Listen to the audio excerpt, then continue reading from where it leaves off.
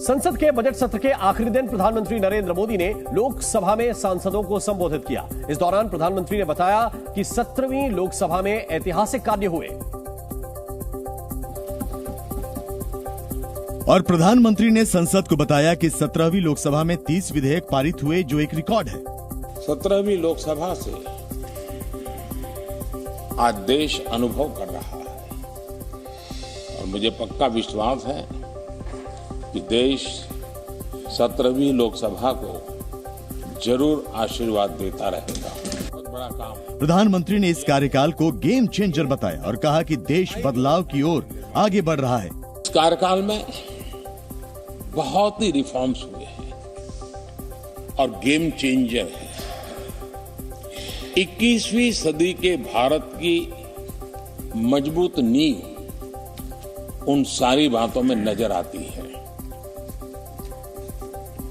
एक बड़े बदलाव की तरफ तेज गति से देश आगे बढ़ा है। बहुत बड़ा काम। सभी सांसदों को प्रधानमंत्री ने धन्यवाद दिया और कहा कि हर मुश्किल घड़ी में सांसदों ने देश का साथ दिया। प्रधानमंत्री नरेंद्र मोदी ने संसद में राम मंदिर और रामलला की प्राण प्रतिष्ठा पर पास हुए धन्यवाद प्रस्ताव पर भी सांसदों को धन्यवाद दिया। राम मंदिर को लेकर के इस सदन ने जो प्रस्ताव पारित किया है, वे देश की भावी पीढ़ी को इस देश के मूल्यों पर गर्व करने की संवैधानिक शक्ति देगा।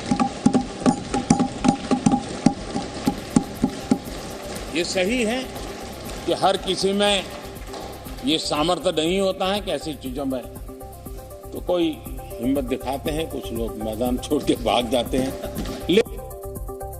17वीं लोकसभा के विदाई भाषण में प्रधानमंत्री मोदी आज अलग ही रूप में नजर आए। विपक्ष पर निशाना कम, अपने काम की उपलब्धियां ज्यादा गिनाई।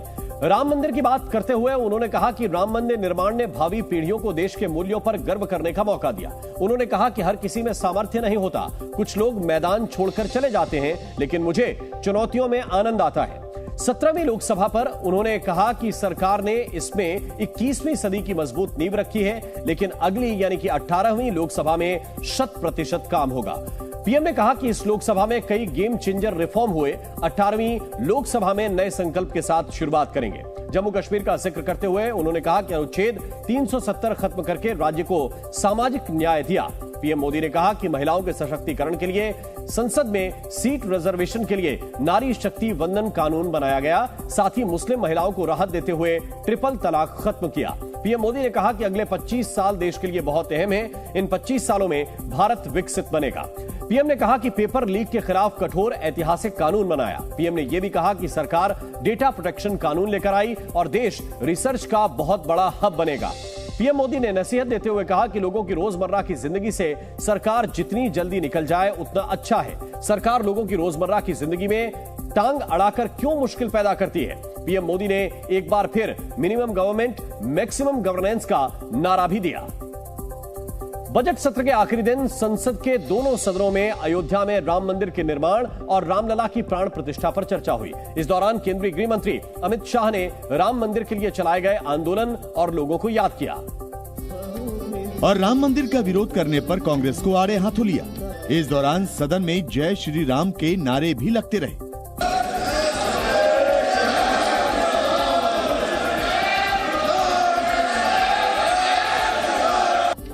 अमित शाह ने कहा कि राम मंदिर का निर्माण कानून संगत है। हमारे गुजरात में एक कहावत है, हवन में हड्डी नहीं डालनी चाहिए। पूरा देश जब आनंद में डूबा है, पूरा देश आध्यात्मिक चेतना की जागृति का अनुभव हो रहा है, भैया स्वागत कर लो, साथ में जुड़ जाओ।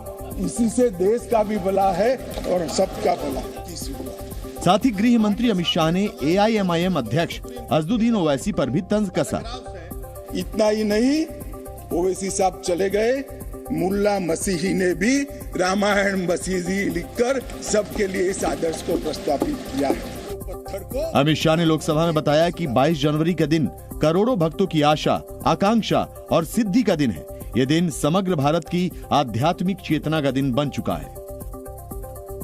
संसद में राम मंदिर निर्माण और रामलला की प्राण प्रतिष्ठा पर धन्यवाद प्रस्ताव सर्वसम्मति से पास हो गया। लोकसभा में प्रस्ताव पर चर्चा की शुरुआत सांसद सत्यपाल सिंह ने की। भगवान राम और सत्यपाल सिंह ने कांग्रेस पर जमकर निशाना साधा।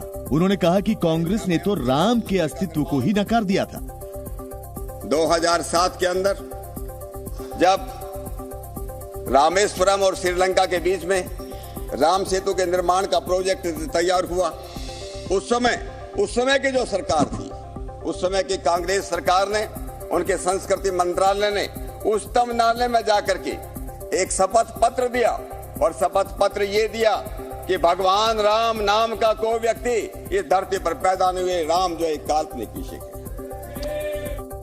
वहीं कांग्रेस ने भी करारा जवाब दिया। कांग्रेस सांसद गौरव गोगोई ने आरोप लगाया कि पिछले 10 साल में हर वर्ग के साथ नाइंसाफी हुई। 23 में लगभग 50% अपराध बढ़ा है अगर एक साल पहले की तुलना करें। क्या ये राम राज्य है? आज पिछला वर्ग जातिगत जनगणना की मांग कर रहा है क्योंकि वे देख रहे हैं कि उनके साथ अन्याय हो रहा है। 22 जनवरी 2024 को प्रधानमंत्री नरेंद्र मोदी ने अयोध्या में रामलला की प्राण प्रतिष्ठा की थी। राम मंदिर निर्माण पर धन्यवाद प्रस्ताव के दौरान विरोधी दलों ने सरकार पर तीखा हमला बोला। एआईएमआईएम सांसद असदुद्दीन ओवैसी ने लोकसभा में बाबरी मस्जिद जिंदाबाद के नारे लगाए और असदुद्दीन ओवैसी ने सरकार से सवाल पूछा कि क्या सरकार को सिर्फ हिंदुत्व की चिंता है?